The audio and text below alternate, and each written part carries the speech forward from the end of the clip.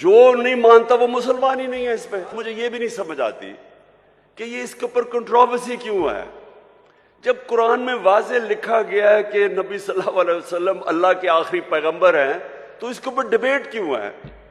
जो नहीं मानता वो मुसलमान ही नहीं है। इस पे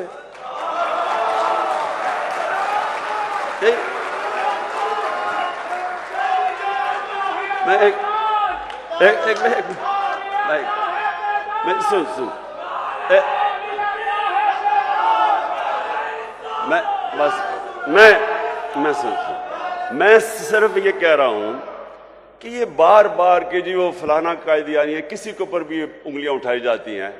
मैं सिंपल बात कर रहा हूं, जिसने भी कुरान पढ़ी हुई है उसमें ये चीज तो वाज़ेह है ना कि मोहम्मद मुस्तफ़ा नबी सल्लल्लाहु अलैहि वसल्लम अल्लाह के आखिरी पैगंबर है। वाज़ेह ही है, तो इसके ऊपर तो डिबेट ही नहीं है। हम ऐसे कभी किसी के ऊपर उंगली उठाते हैं। अच्छा, तो मैं ये अब आपको देखें, ये बहुत जरूरी है हम सब के लिए। ये जो वक्त है इस वक्त पाकिस्तान में, ये बहुत अहम वक्त है।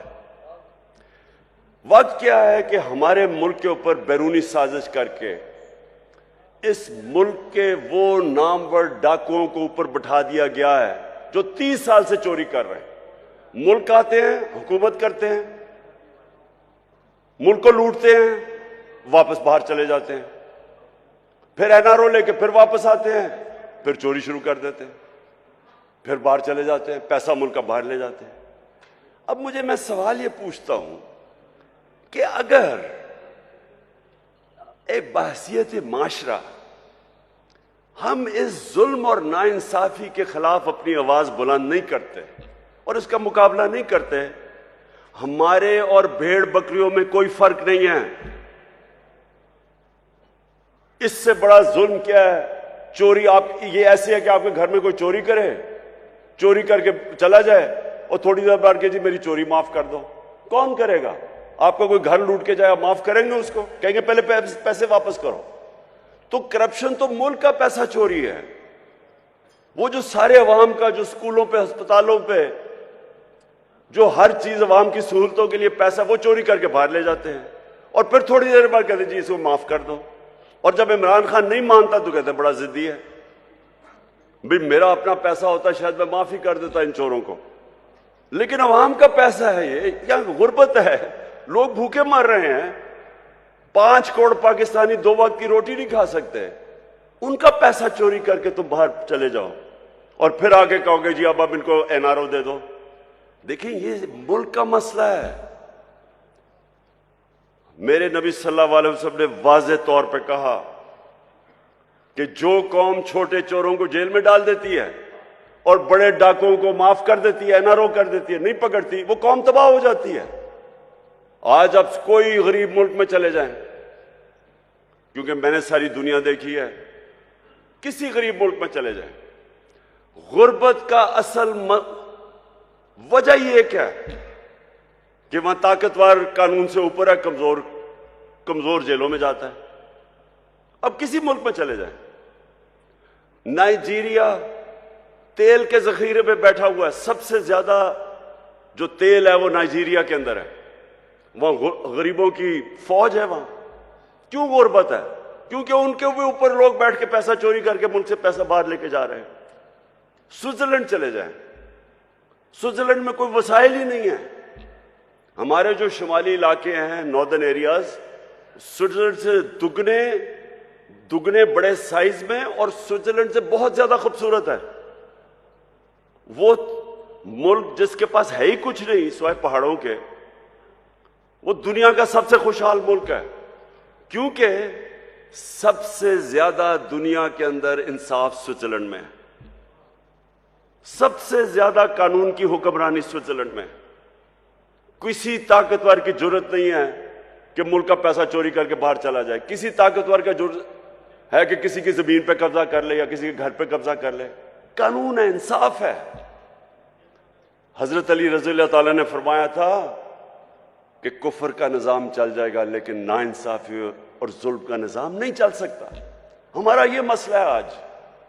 यहां कोई वसाइल की कमी नहीं है, ये अल्लाह ने हर किस्म की इस मुल्क को नेमत दी है, लेकिन ये मुल्क तब तक नहीं चलेगा जब तक हम मिलके अपने मुल्क को उन असूलों की तरफ लेके जाएं जिसके ऊपर मदीना की रियासत को खड़ा किया था मेरे नबी ने।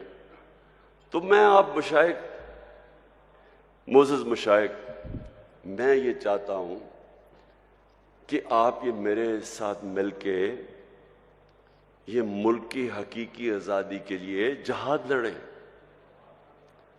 जरा अब बस बस बस बस बस बस बस बस बस बस बस मैं ये पीर मुनव्वर साहब,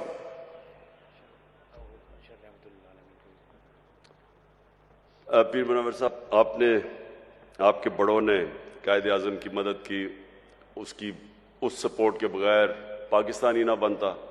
बहुत बड़ी ताकत मुशाइख की थी कायद आज़म के साथ। आज आप सबकी फिर जरूरत है कि जो पाकिस्तान के ऊपर इस वक्त किया जा रहा है, जो वारदात हुई है, कि बाहर से साजिश होती है, अमेरिकी हुक्म देता है कि हमारे एम्बेसडर को कि पाकिस्तान इमरान खान को हटा दो, और उसके बाद यहां सारे मिलके जो यहां के गद्दार हैं वो मिलके गवर्नमेंट गिरा देते हैं और फिर चोरों को ऊपर बैठा देते हैं। और अगर हम इसको तस्लीम कर जाते हैं तो हमें ये बड़ा वाज़ेह हो जाना चाहिए कि हम अपने मुल्क की मुस्तकबिल की कब्र खोद रहे हैं। इसलिए ये जो आने वाले दिन है, इसमें आप सबको अपनी ड्यूटी देनी पड़ेगी अपने मुल्क के लिए। मैं सिर्फ आपसे ये चाहता हूं कि लोगों को कम से कम नबी सल्लल्लाहु अलैहि वसल्लम की सीरत और सुन्नत के तहत लोगों को अब जगाना शुरू करें। उनकी सब कुछ उन्होंने जो असूल बनाए हुए हैं कि मुल्क चलता कैसे है, अदल और इंसाफ क्या होता है, इंसानियत क्या होती है, वो आप लोगों को आपको जरूर तबलीग करनी चाहिए इस वक्त, क्योंकि ये टाइम नहीं है। हम बड़ी तेजी से नीचे जा रहे हैं। अभी शहबाज शरीफ ने जाके अमेरिका में माफिया मांगी है कि जी खुदा के वास्ते हमें पैसा दे दो, नहीं तो हमारा मुल्क तबाह हो जाएगा। सोचे इतनी मेहनत करके, साजिश करके 5 महीने पहले गवर्नमेंट आती है, आज सारी अमेरिकनों को वहां जाके कह रहा है कि जी खुदा के वास्ते हमारी इमदाद कर दो, नहीं तो मुल्क का दिवालिया निकल गया, नहीं तो हम अपने कर्जे नहीं वापस कर सकते। सवाल तो इनसे यह पूछना चाहिए कि आपके सारे पैसे, अरबों डॉलर सारी दुनिया को पता बाहर पड़े, मुल्क के लिए पैसे मांग रहे हो, अपना पैसा बाहर रखा हुआ है, दूसरों को कह रहे हो कि मुल्क में पैसा लेके आओ और अपना पैसा बाहर ले गए हो। तो मैं आखिर में सबसे अभी से ही मैं अपनी हुकूमतों को, 4 हमारे पास हुकूमतें हैं, गिलगित बल्तिस्तान, आज़ाद कश्मीर, पख्तूनख्वा और पंजाब, इंशाअल्लाह हमने पिछले साल भी और इस साल भी भरपूर तरीके से 12 रबीउल अव्वल बनाएंगे। और जब हम 12 रबीउल अव्वल बनाएंगे तो इसी में अपने नौजवानों को नबी सल्लल्लाहु अलैहि वसल्लम की सीरत से भी आगाह करेंगे और इंशाअल्लाह उनके कैरेक्टरों को ऊपर उठाएंगे। और वो मैं एक दिन ख्वाब देखता हूं कि वो वक्त आएगा जब पाकिस्तानी दुनिया में जाएंगे तो जिस तरह एक वक्त ऐसा था कि इंडोनेशिया और मलेशिया में मुसलमान ताजर जब गए तो लोगों ने उनका किरदार देख के, मुसलमान ताजरों का किरदार देख के लोग मुसलमान हो गए। इंशाअल्लाह वो भी दिन आएगा जब हमारा पाकिस्तानियों का किरदार देख के लोग इस्लाम की तरफ आएंगे। पाकिस्तान जिंदाबाद।